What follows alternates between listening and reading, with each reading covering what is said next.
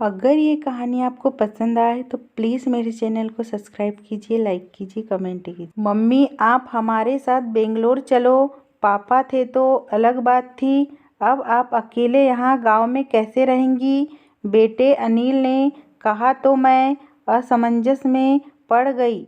Heart attack से हुई इनकी अचानक मौत से मैं अपने आप को लाख कोशिश के बाद भी संभाल नहीं पा रही थी। 12 दिन हो जाने से सभी मेहमान चले गए थे। बेटा अनिल और बहू अनीता दोनों ही इंजीनियर है। मेरी सहेलियों ने मुझसे कहा कि बेटे बहू के पास रहने नहीं जाना, क्योंकि कमाने वाली बहू को बुजुर्ग सास बिल्कुल अच्छी नहीं लगेंगी। उसकी आज़ादी में तुम्हारे जाने से खलल पड़ेंगी। वो तुम्हें ताने मार मार कर तुम्हारा जीना हराम कर देंगी।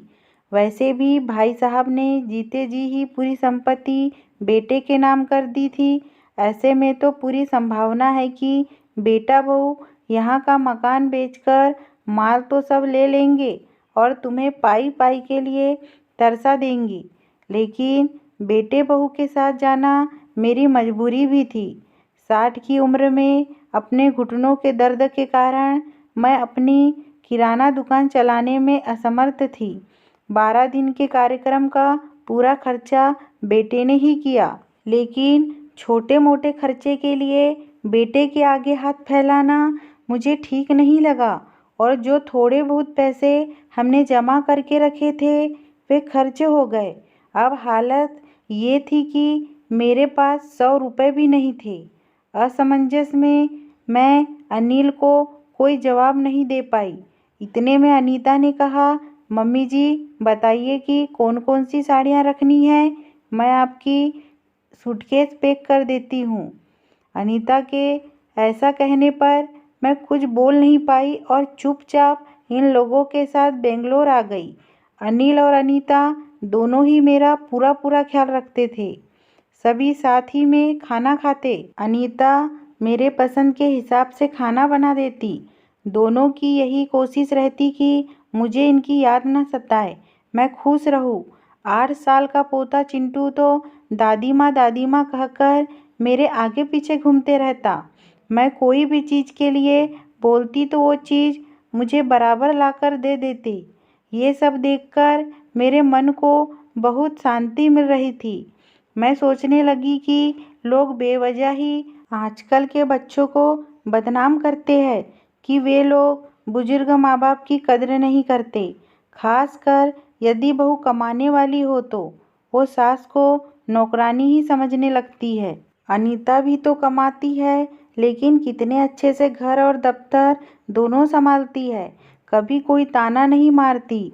वो तो मुझे ही लगता है कि वो ऑफिस और घर दोनों जगह का काम कर थक जाती होगी, इसलिए मैं ही थोड़ा बहुत काम कर लेती हूँ।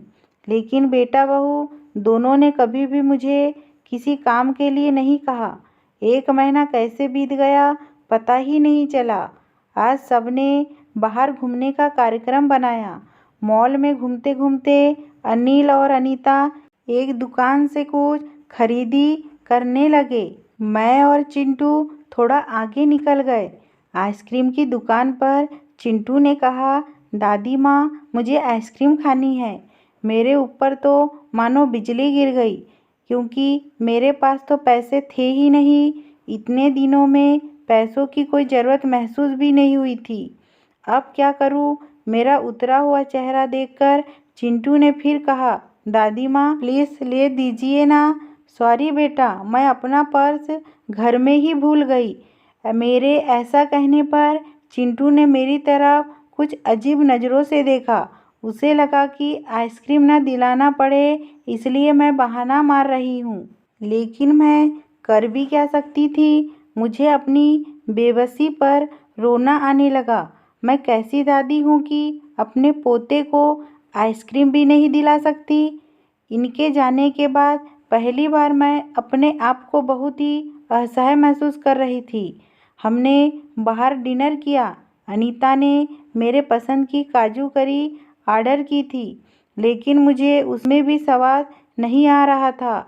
घर आने पर थोड़ी देर सभी ने टीवी देखी। अनिल सोने चला गया और अनीता चिंटू के कमरे में गई ताकि मच्छर की टिकिया लगाकर उसे ब्लैंकेट आदि देकर सुला दे। मैं भी अपने कमरे में सोने जाने लगी। इतने में मुझे चिंटू की आवाज़ सुनाई दी, मम्मी दादी माँ बहुत ही कंजूस है। तो ऐसे कैसे बोल रहा है? हाँ मम्मी, आज मॉल में घूमते वक्त मैंने दादी माँ को आइसक्रीम दिलाने कहा तो उन्होंने कहा कि वे अपना पर्स घर में ही भूल आई है। कितना अच्छा है ना मम्मी के बाहर जाओ तो पर्स ही साथ में ना ले जाओ तो कुछ खर्चा ही नहीं होगा। कंजूस दादी माँ। ये क्या है चिंटू? दादी माँ के लिए ऐसा बोलते वक्त तुम्हें जरा भी विचार नहीं आया? क्या तुम उनके दुख को समझ सकते हो कि वो फिलहाल कितने दुख में हैं? दादी माँ को क्या दुख है? बेटा अभी तक दादी माँ और दादाजी गांव में एक साथ रहते थे। अब अचानक दादाजी हम सबको छोड़कर चले गए।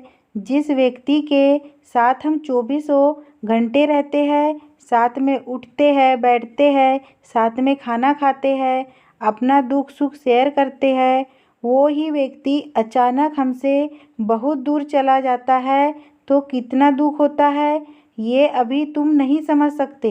सोचो, अचानक तुम्हारे मम्मी पापा तुमसे बहुत दूर चले जाए, इतने दूर कि कभी वापस ही ना आए, तो क्या तुम्हें दुख नहीं होगा? नहीं मम्मी, मैं आप लोगों के बिना नहीं रह सकता। बेटा फिर सोचो, दादी माँ दादाजी के बिना कैसे रह रही होगी? ऐसी स्थिति में यदि वो अपना पर्स घर में भूल गई तो तुमने उन्हें कंजूस तक कह दिया। तुम्हें तुम्हारे प्रति उनका प्यार नहीं दिखा। जब भी तुम्हें स्कूल से आने में 5-10 मिनट की भी देरी हो जाती है तो वो लगातार बालकनी में खड़े होकर तुम्हारा रास्ता देखते रहती है। उस दिन उनके घुटनों में बहुत दर्द होने के बावजूद तुम्हारे कहने पर उन्होंने तुम्हारी मनपसंद मेथी मटर मलाई बनाई थी। इसलिए बेटा, किसी के लिए कोई भी राय बनाने से पहले उस व्यक्ति के दृष्टिकोण से भी सोचना चाहिए। सॉरी मम्मी, ये वार्तालाप सुनकर मुझे अपनी बहू पर बहुत गर्व हुआ। उसकी जगह यदि मैं होती तो शायद मैं भी अपने बेटे को इतने अच्छे से नहीं समझा पाती। सुबह अनिल ऑफिस चला गया और चिंटू स्कूल। अनीता ऑफिस जाते जाते मेरे हाथ में कुछ रुपए देने लगी। ये क्यों बहू, मुझे पैसों का क्या काम? मम्मी जी, इंसान को पैसों का कब काम पड़ जाए कह नहीं सकते। आप मंदिर जाती है, कभी दक्षिणा चढ़ा दीजिए, कभी चिंटू के कोई चीज़ के लिए जिद करने पर उसे वो चीज़ लेकर दे दीजिए। लेकिन बहू, मम्मी जी, यदि यह पैसे अनिल आपको देते तो क्या आप मना करती? नहीं ना, आपकी बहू भी कमाती है तो फिर आप अपनी बहू से पैसे क्यों नहीं ले सकती? अनीता की बातें सुनकर खुशी के मारे मेरे आंखों में पानी आ गया। जो बात मेरा बेटा भी समझ ना सका वो बात मेरी बहू ने समझ ली थी। मैं ईश्वर से प्रार्थना करने लगी कि मेरी जैसी बहू वो सबको दे।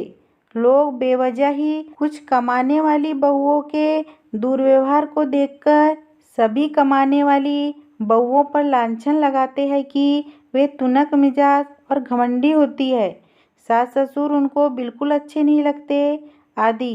कुछ बहुएं अनीता जैसी समझदार, सुलझे विचारों वाली, बड़ों का सम्मान करने वाली भी होती है। आज अनीता ने कमाने वाली बहू के बारे में मेरी आंखों पर पड़ा पर्दा हटा दिया था। अगर ये कहानी आपको अच्छी लगी हो तो प्लीज़ मेरे चैनल को सब्सक्राइब कीजिए।